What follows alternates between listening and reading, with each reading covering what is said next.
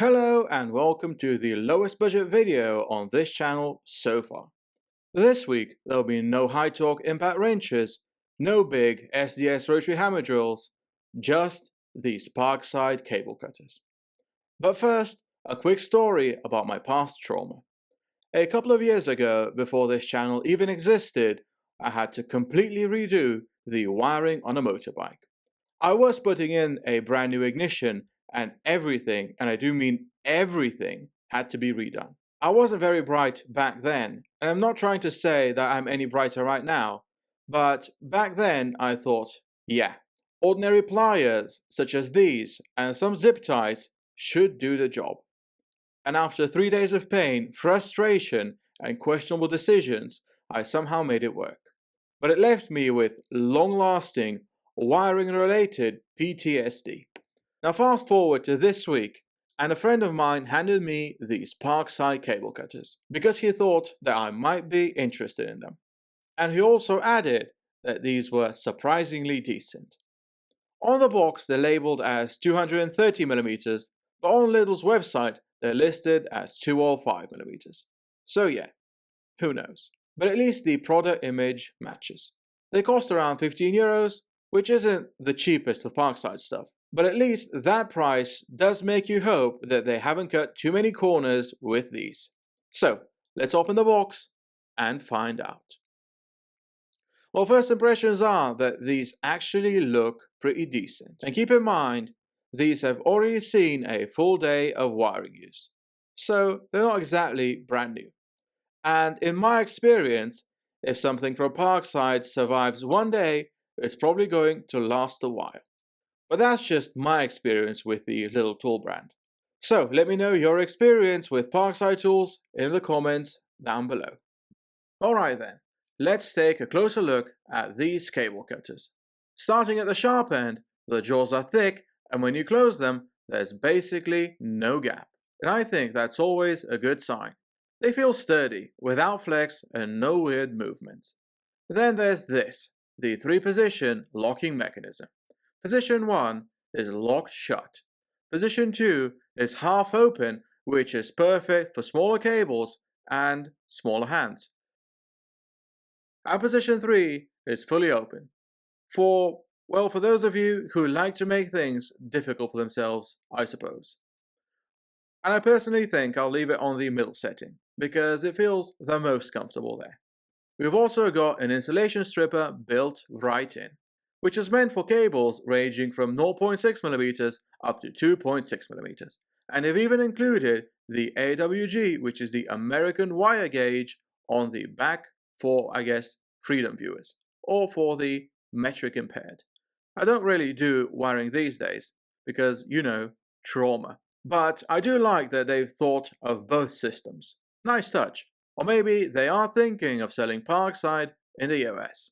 Who knows? Further down, there is a crimping section, which is clearly labeled in the instruction manual.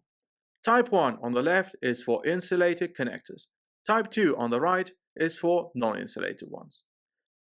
Lastly, there's a spring mechanism in the handle. Maybe slightly strong for some, but for me, it's pretty much just right.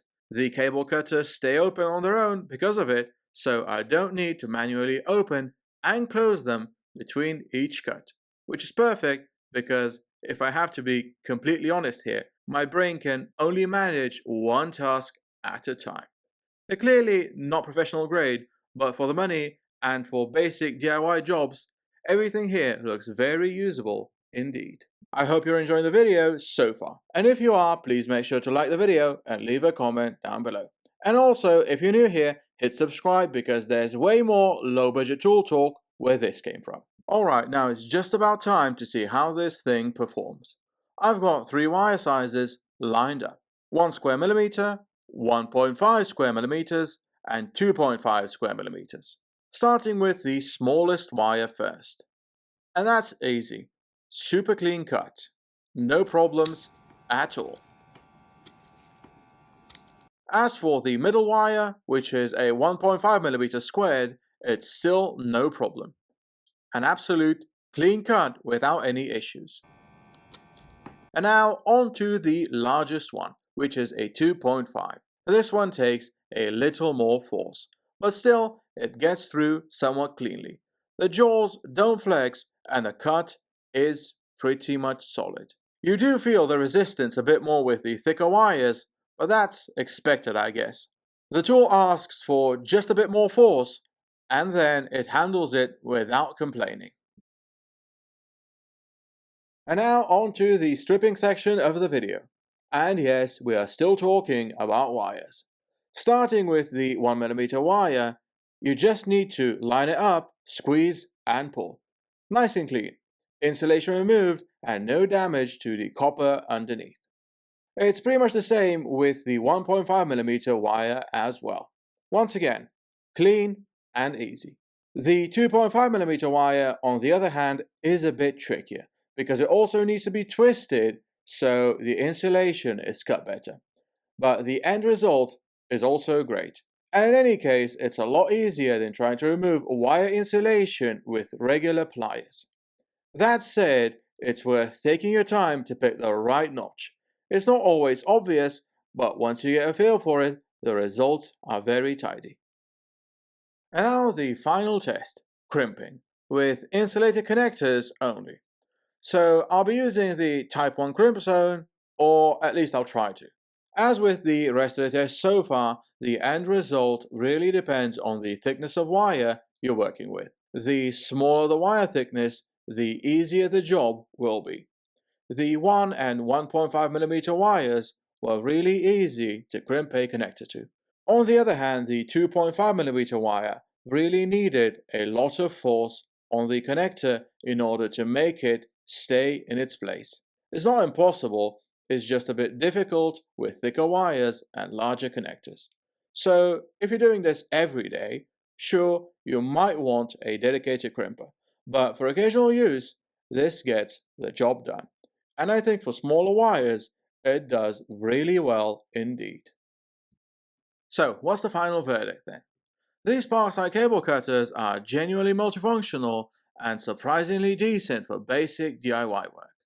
I'm not going to claim they're professional grade or that they'll revolutionize anything, but for a tool you keep in the drawer for occasional jobs, very decent indeed. If I'd had these back during that motorbike nightmare, I would have finished much faster and with far less pain and emotional distress. Being able to cut, strip and crimp decently with a single tool, especially at this price point, is pretty hard to complain about. Sure, there are better tools out there, faster, sharper and more durable, but for casual use or backup duty in your toolbox, I think these are well worth the €15. Just don't expect miracles. And as always, thank you for watching, like, comment, subscribe, and see you in the next one.